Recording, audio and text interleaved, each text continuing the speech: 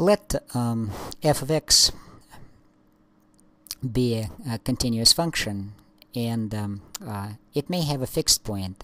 A fixed point of a continuous function is some number c. So c is a fixed point of f of x. If and only if f of c is equal to c, or c is equal to f of c. So geometrically speaking, c and f of c is on the line y equals x. So f of c is equal to c. So for example, let's consider f of x is equal to x cubed. Then so 0 would be one fixed point of x to the third, and 1 is another fixed point. So because f of 0 is equal to 0 and f of 1 is equal to 1. But generally speaking, not all functions have fixed points. So let's see, as a counterexample, let's consider the function f of x is equal to x plus k, where k is a real which is not equal to 0. It is an r. So for any value of x, okay, if x is not equal to 0, x is not equal to x plus k. Right. So this is an example of a function that does not have any fixed points.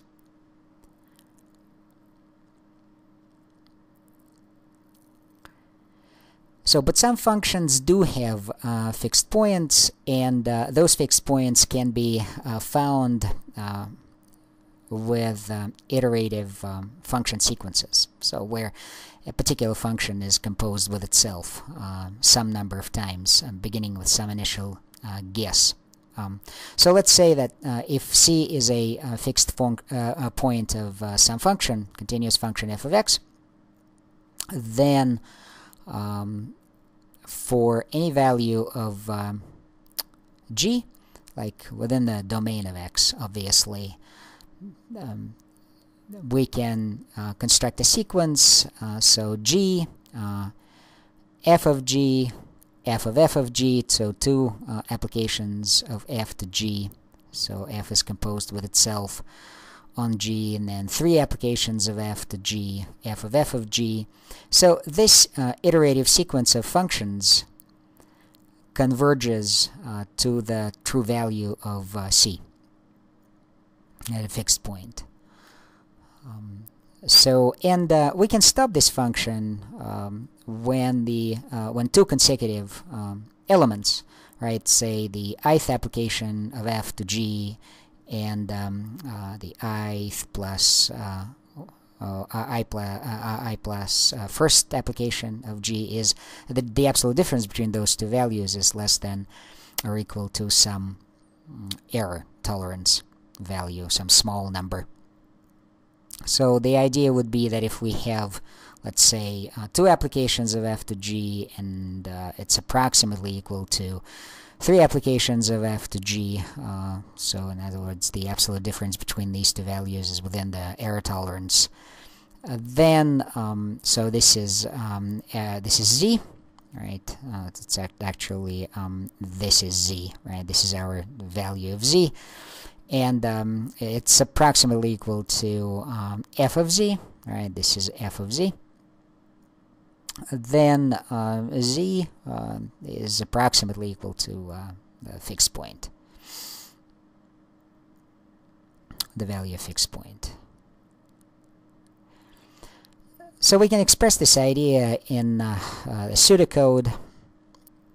So let's develop a procedure in pseudocode, find fixed point.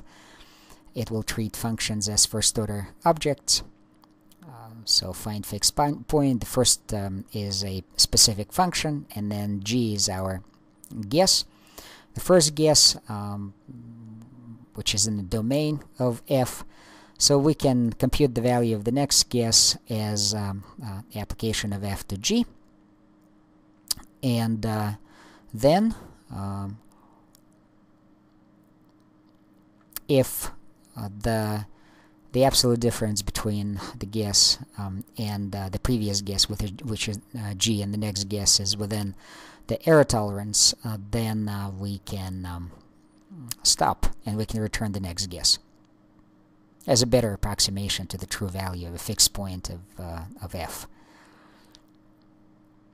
And if it is not, then we can simply recurse on the f and the value of the next guess. So let's express it. So in this case, we simply return next guess, because this is good enough. Otherwise,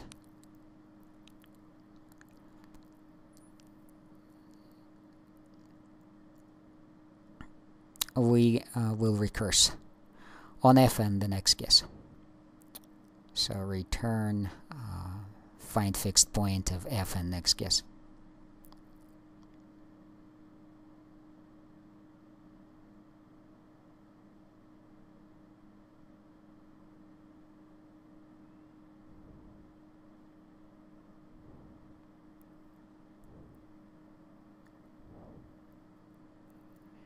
Okay, the idea of fixed point, finding fixed points of functions through iterative function sequences can be applied in finding the ith roots of positive integers. So let's say that we have a positive integer n greater than 1, and we would like to compute the square root of n, or n to the power of 1 over 2.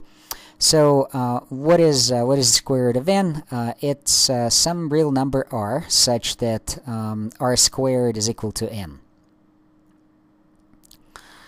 Now we can, let's take a look at r squared is equal to n, this equality, and divided both sides of this equation by r. So we get r squared over r equals n over r, and we get r equals n over r.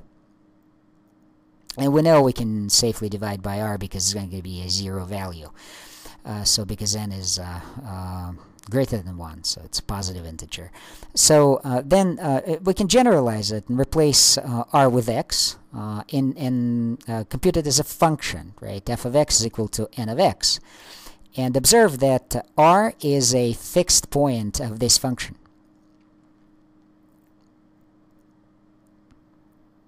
Of this function f of x. Now, why is that? Well, it's by definition of the fixed point. Then, if c is equal to f of c, well, that means that c is equal to, let's substitute, n over c. So, so it follows the c squared is equal to n, and well, that's the value, the real number that we're looking for. So let's do another simple example. So let's do n over third, n to the 1 over 3, so the cubic root. So the value of this cubic root is some real number r, such that r cubed is equal to n. Right, so again, we can do the same trick and divide this time both sides of this equation by r squared.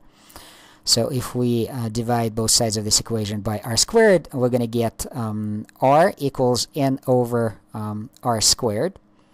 And again, we can put it into a function, right? So basically substitute r with x, or by x rather.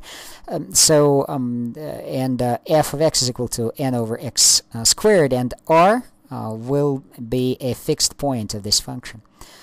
And to see why, well, we can again do the expand the definition. Okay, this is a fixed point of f of x. If c is a fixed point, then c is equal to f of c, and that means that c is equal to n over c squared, which means that n is equal to c cubed. And okay, so this can obviously, this is the first case, then this is the second case. This can obviously be generalized and inductively shown that for any I greater than 1 and then a positive integer. So r, the ith root of n is a real number such that r to the I equals n, and then dividing by r to the I minus 1, and then doing this functional transformation and getting f of x equals n over x to the I minus 1. So then r is the fixed point, a fixed point of this function f of x. So we can approximate the ith root of n as a fixed point of this function.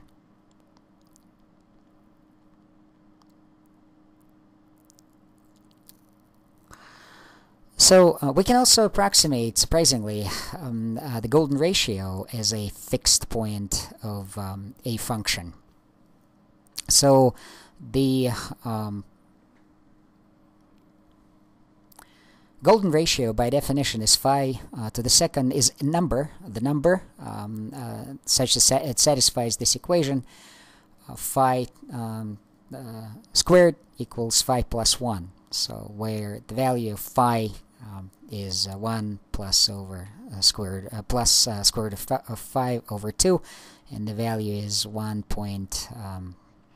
I am looking at a cheat sheet now. So 1.618034, and then a whole bunch of other decimal points. We can approximate this value arbitrarily close. So if we divide both sides of the upper equation by phi, so we get phi equals 1 plus 1 over phi. So the function is f of x equals 1 plus 1 over x, and phi is a fixed point of this function.